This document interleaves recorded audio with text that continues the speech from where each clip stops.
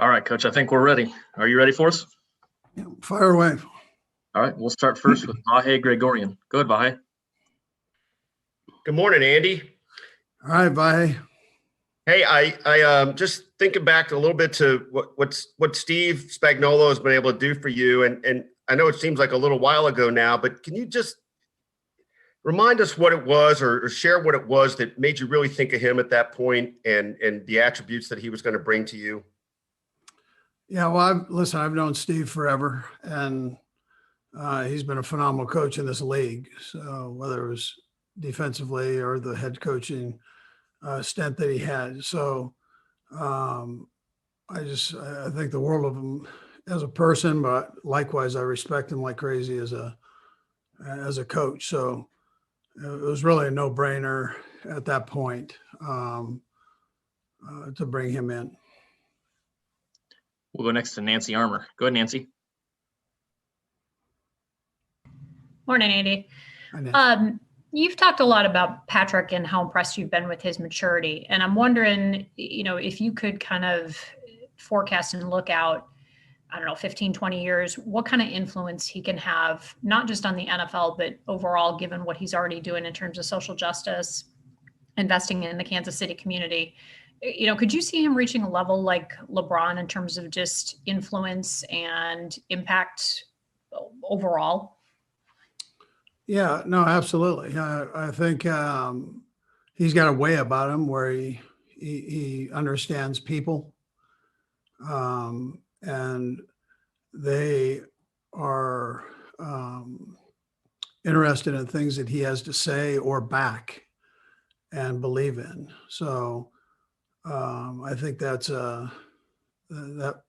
presents yourself with a good combination to whatever platform that you want to support or take, that you have that ability. We'll go next to Neil Reynolds. Go ahead, Neil. Hey, Coach. It's Neil from Sky Sports in the UK. Yes, Neil. You hear a lot of your current players and former players saying you play with Andy Reid, not for Andy Reid. And I wonder if that's a big thing for you, and if you could maybe talk about some of your approaches and philosophies as a coach. Yeah, sure.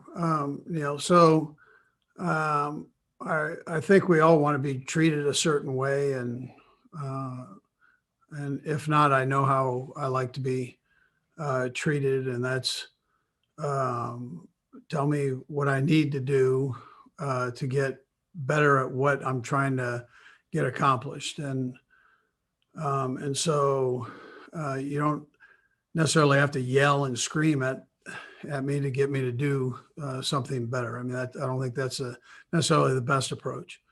And then I think after a little while, I know myself, I just would turn that person off and probably not listen to anything they said. So I kind of go about it that way. I just say, listen, I'm try to treat people the way I'd want to be treated, and I think whether it's through what I've learned in church or family, I think we're here as teachers, and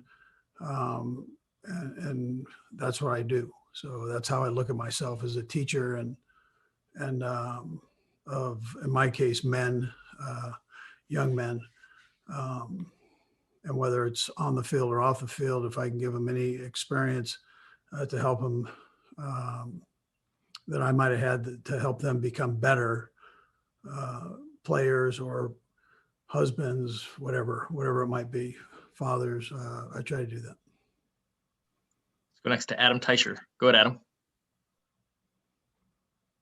Hey, good morning, Andy. I wanted to ask about Darrell Williams.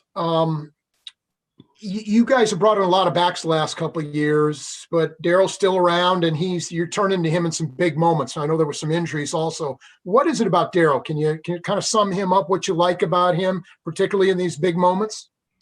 Yeah, that was the only thing that was really holding Darrell back, was just being able to stay healthy consistently. And he spent so much time rehabbing this past off season, got himself into great shape, caught a couple breaks. I mean, what you need. I mean, he's always worked hard. It's just he got nicked up. So he was able for the most part, stay injury free, and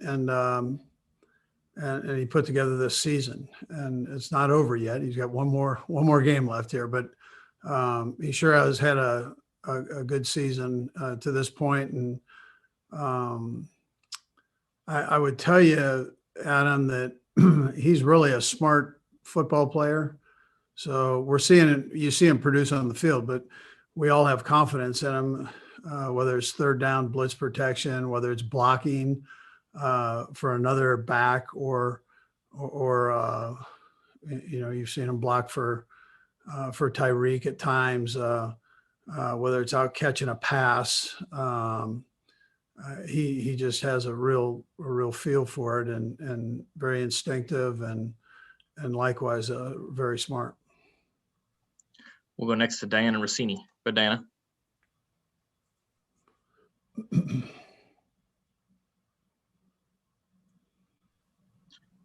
All right, Diana, we'll come right back to you. Let's go to Therese Paler.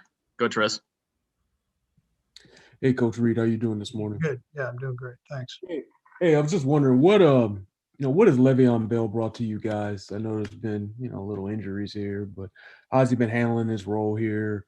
And what kind of impact could you see him making in a week? Yeah, I really like him. I like him as a kid, and I like him as a player. He brings that veteran experience. He's been the best in the business at what he's done. He's handled this role well.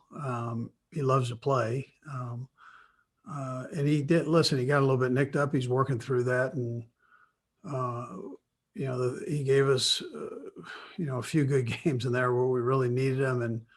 And I go back to the New Orleans game and kind of putting the icing on the cake there with his run and so on. So there have been some real good production from him at important times during our season.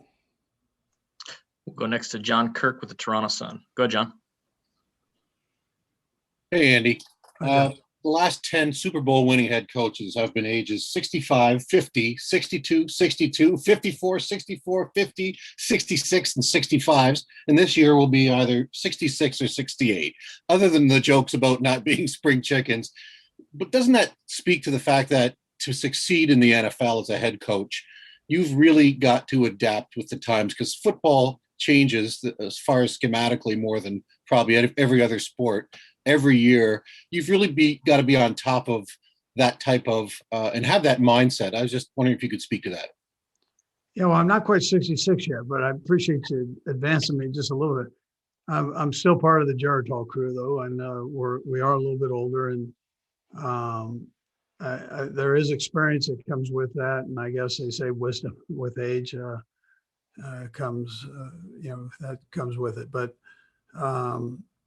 there are a lot of good young football coaches out there, and that I look forward to seeing continue to grow in this business. I mean, we're lucky to have them in the National Football League, and by chance, we're a few of the older guys have gotten to this point.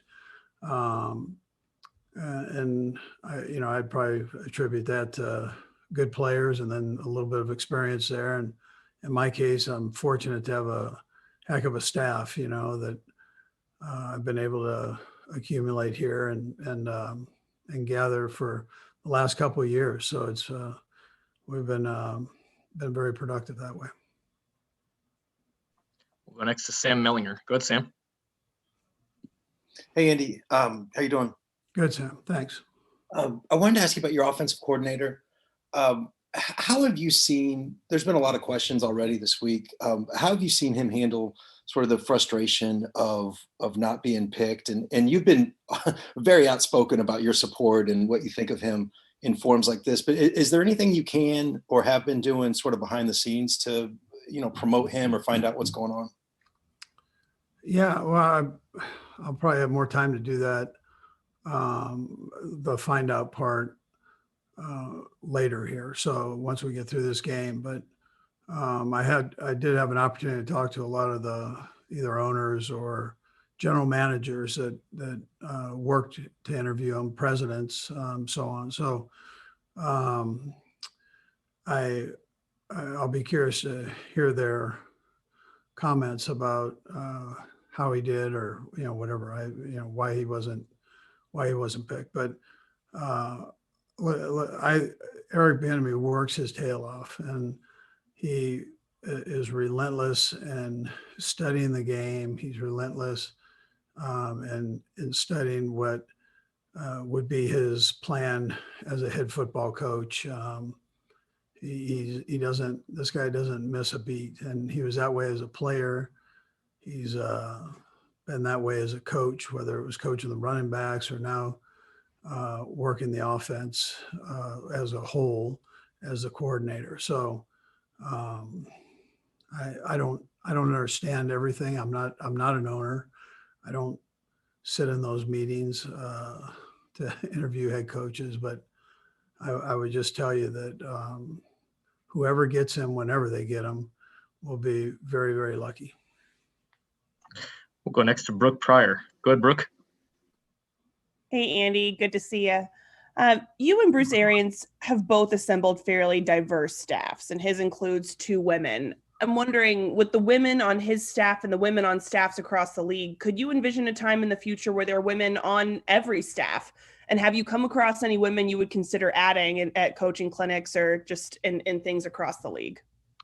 Yeah, listen, Brooke, I keep an open mind on all that. I had a mother that was a physician at a time when that was not very common. So, I mean, she was in that man's world, as you'd say, and working it every day for 30, 40 years, whatever it was that she worked. And so I saw her accomplishments, lived them. And yeah, I mean, I think it's open forum. We have women in our training room, and that do a phenomenal job. And so I'm always open to anything that makes you better. Yeah. Let's try to go back to Diana Rossini. Go ahead, Diana. All right, I think we can do it. Good morning. Hi, Diana. Andy, I got 2 quick ones for you. You mentioned, yeah, I got you. You mentioned that, you are a teacher of men. And when I hear the word teacher, it just reminds me of, my days in school. And the best teachers I had were always really hard on me and pushed. Have you ever had to have a difficult conversation with Patrick Mahomes to push him more? What's perhaps maybe the hardest you've ever had to coach him? Yeah. So listen, what I do is I communicate. And I think if you tell the person the truth, whether it's a positive with their personality or play, or a negative with their personality or play, I think you keep that open in an open forum. It's no different than how you'd raise a child or a marriage or any relationship with another human being. I think communication becomes important. Once you stop that, now you get into the whole philosophical things of do I have to scream and holler? Does that to get across to this whatever that next step is. But I think if you just keep it open and real, I think that's the best way to roll with it. That's how I feel. And so that's how I've been with Patrick. So I'd never have to, I know he wants to be great, just like these guys. I'm in a business where these guys want to be the best. That's what they want to do. They don't want to be embarrassed. They don't want to embarrass themselves or family. They don't want to do that. That's just not what they want to do. And then they want, the thing I found with great players, they want you to give them one more thing so they can even be greater. And that's the way I approach it. Right or wrong, that's how I approach it. Coach, we appreciate the time. Thank you for joining us. Okay, take care. Thank you. All right, that's Patrick coming on podium 9 in a minute here.